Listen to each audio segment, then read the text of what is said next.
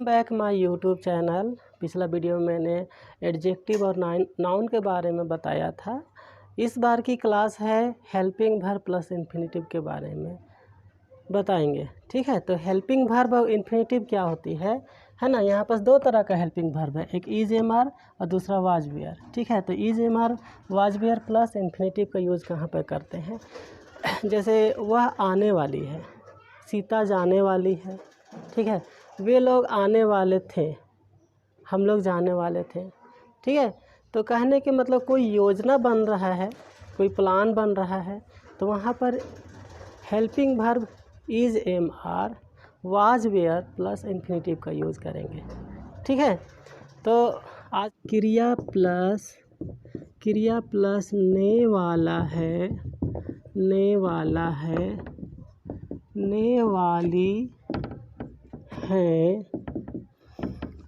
उसी तरह से ने को है, ने को है, ने को हूँ, ने को हूँ,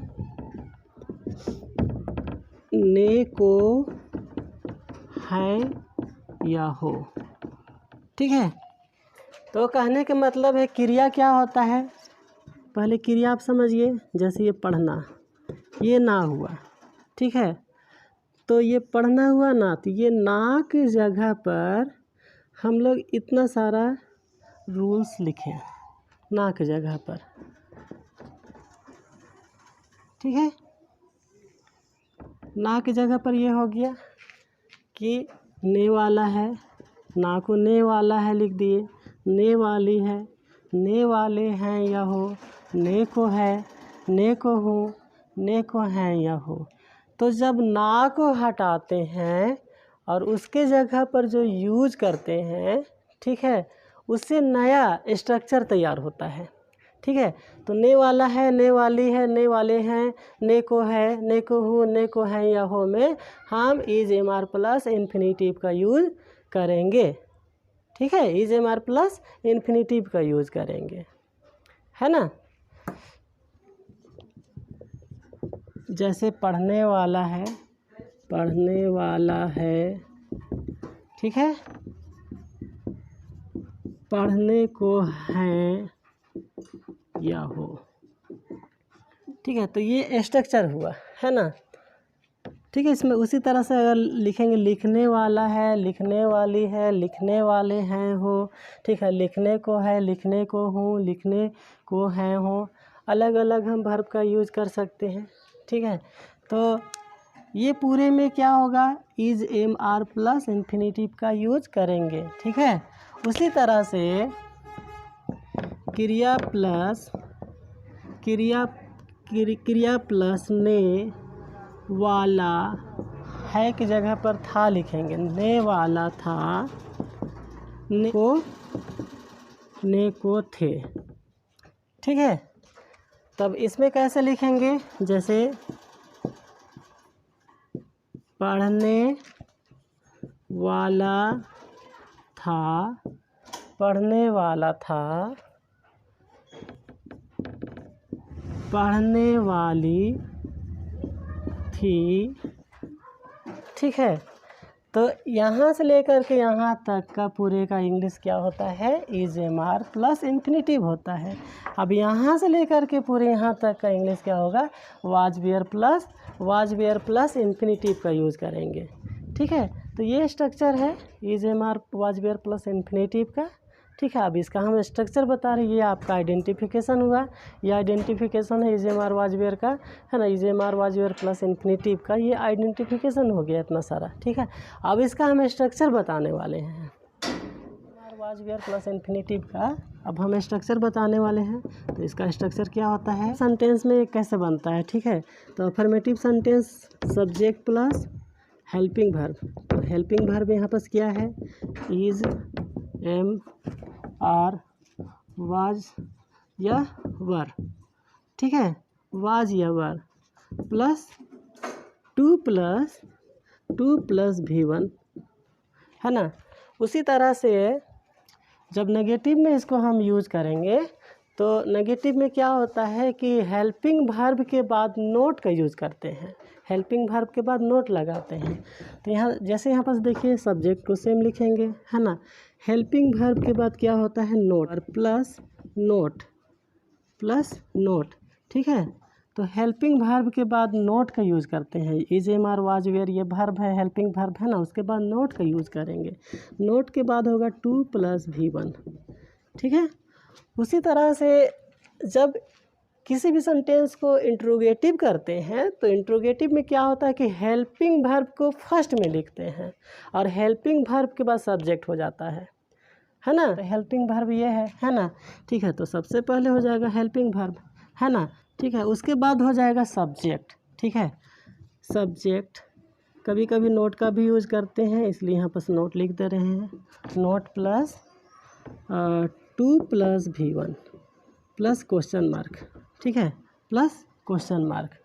उसी तरह से WH वर्ड, जब WH वर्ड का इस्तेमाल करते हैं तो कैसे करते हैं, तो सबसे पहले आप लोग जानना होगा आप लोगों को कि WH वर्ड होता क्या है। कि W से बनने वाले वर्ड को WH वर्ड कहते हैं। जैसे W से बनने वाले वर्ड कौन कौन हो गया, जैसे वाट, वेयर, वाई, ठीक है। इसमें सब में स्टार्टिंग में W आ रहा है ना। मतलब W से बनने वाले जितने भी वर्ड होते हैं वो सब WH वर्ड होता है, ठीक है। तो WH वर्ड को हम स्टार्टिंग में ही लिखेंगे, WH वर्ड, ठीक है ना। WH वर्ड में, ठीक है, ये सब का यूज़ करेंगे।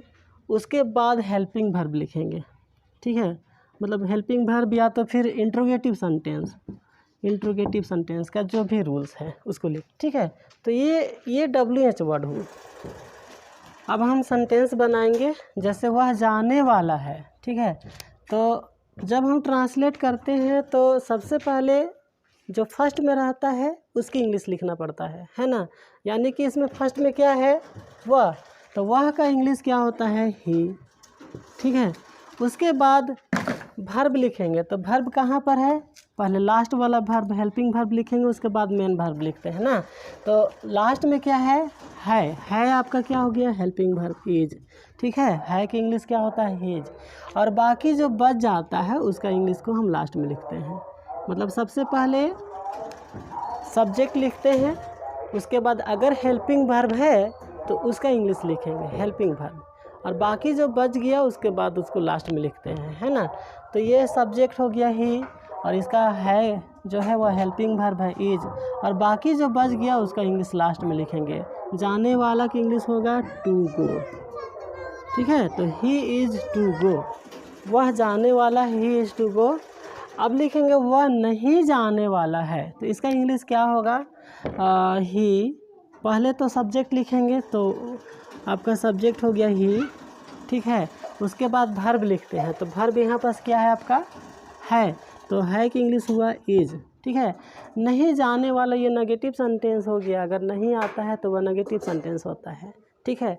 तो वर्ब के बाद हम नोट का यूज़ करते हैं, तो नहीं का इंग्लिश हो गया नोट, ठीक है।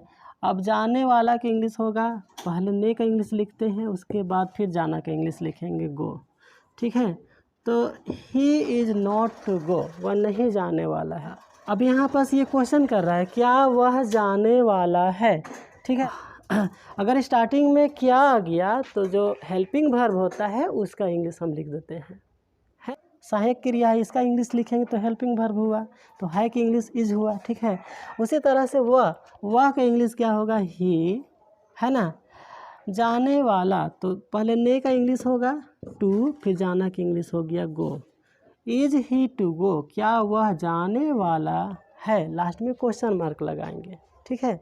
उसी तरह से यहाँ पर से क्या वह नहीं जाने वाला है, इस तरह से क्वेश्चन है ना। तो फिर क्या आया, यानी कि सहायक क्रिया की इंग्लिश फर्स्ट में लिखेंगे, सहायक क्रिया यहाँ पास है तो इसका इंग्लिश फर्स्ट में हो जाएगा, ठीक है। वही क्या का इंग्लिश हो गया, तो यहाँ पर इज हो गया, ठीक है। और क्या है का इंग्लिश हो गया इज, वह का इंग्लिश होगा ही, नहीं की इंग्लिश नॉट, ठीक है। ने का इंग्लिश टू, जाना के इंग्लिश गो, ठीक है ना। तो is he not to go, ठीक है। वह कब जाने वाला है, कब, कहाँ, कैसे, क्यों जब वाक्य के बीच में आता है तो उसका जब इंग्लिश हम लिखते हैं तो वह WH वर्ड कहलाता है ना। तो इसका इंग्लिश हम फर्स्ट में लिखेंगे, WH वर्ड फर्स्ट में लिखाता है। जैसे कब का इंग्लिश क्या होगा, व्हेन। कब का इंग्लिश हो गया व्हेन, ठीक है। उस WH वर्ड के बाद हेल्पिंग वर्ब लिखेंगे, यानी कि सहायक क्रिया। ये आपका सहायक क्रिया है तो इसका इंग्लिश क्या हो जाएगा, इज, ठीक है। उसके बाद सब्जेक्ट लिखते हैं तो वह का इंग्लिश हुआ ही, ने का इंग्लिश टू, जाना का इंग्लिश क्या होगा, गो, लास्ट में क्वेश्चन मार्क। तो वह कब जाने वाला है, when is he to go. इसी तरह से मतलब कि सेम इधर भी है, ठीक है। इधर है तो इधर था थी ही आएगा, है ना, ठीक है। तो सेम लिखेंगे, वह आने वाली थी, ठीक है ना। थी है यानी कि स्त्रीलिंग है तो यहाँ पास वह का इंग्लिश क्या हो जाएगा, सी हो जाएगा, है ना। फिर थी का इंग्लिश क्या होगा, वाज होगा। मतलब सब्जेक्ट के बाद वर्ब लिखते हैं, बाकी जो बच जाता है उसका इंग्लिश लास्ट में लिखेंगे। तो यहाँ पर क्या ने वाली है, इसका इंग्लिश क्या होगा, लास्ट में लिख देंगे। तो ने वाली का इंग्लिश हो जाएगा टू, फिर आना के क्या होता है, कम, है ना। यानी कि सी वाज टू कम, वह आने वाली थी, ठीक है। उसी तरह से वह नहीं आने वाली थी, यहाँ पर वाली होगा, है ना। वह नहीं आने वाली थी। तो इसको हम कैसे ट्रांसलेट करेंगे, तो यहाँ पर वह के इंग्लिश सी हो गया, ठीक है। थी के इंग्लिश क्या हो जाएगा, वाज, है ना। नहीं जब रहता है तो वर्ब के बाद नोट का यूज़ करते हैं, है ना। तो नहीं का इंग्लिश लिखेंगे नोट, ठीक है। आने वाली का इंग्लिश हो जाएगा, पहले ने का इंग्लिश टू और आना के हुआ कम।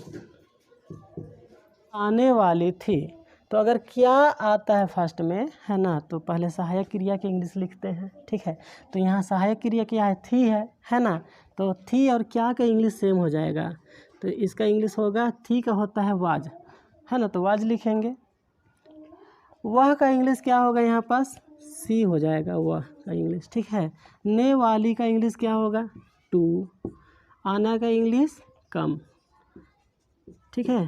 तो यही वाज सी टू कम, क्या हुआ, आने वाली थी, ठीक है। उसी तरह से वह कब आने वाली थी, यानी कि कब का इंग्लिश क्या लिखेंगे, व्हेन, ठीक है। उसके बाद WH वर्ड लिखने के बाद सहायक क्रिया लिखेंगे, मतलब हेल्पिंग वर्ब। तो यहाँ पर थी का इंग्लिश क्या हो जाएगा, वाज, थी का इंग्लिश वाज। फिर सब्जेक्ट लिखेंगे वह का हो गया सी, आने वाली का इंग्लिश होगा टू कम, लास्ट में क्वेश्चन मार्क। वह कैसे नहीं आने वाली थी, ठीक है। तो यहाँ पर कैसे का इंग्लिश क्या हुआ, हाउ, ठीक है। जब WH वर्ड लिखते हैं, है ना, तो उसके बाद क्या लिखना पड़ता है, सहायक क्रिया के इंग्लिश। तो यहाँ पर थी का इंग्लिश क्या हो जाएगा, वाज। ये आपका वर्ब हो गया, WH वर्ड के बाद वर्ब लिखाता है ना। वर्ब के बाद क्या होगा, सब्जेक्ट लिखेंगे। तो सब्जेक्ट वह का हो गया सी, नहीं का इंग्लिश नॉट, हाँ, आने वाली का इंग्लिश क्या हो गया, कम, COME, कम, लास्ट में क्वेश्चन मार्क, है ना। How was she not to come, वह कैसे नहीं आने वाली है, ठीक। इस तरह से है, हमने ट्रांसलेट करके बताया। Is, am, are, was, were plus infinitive का यूज।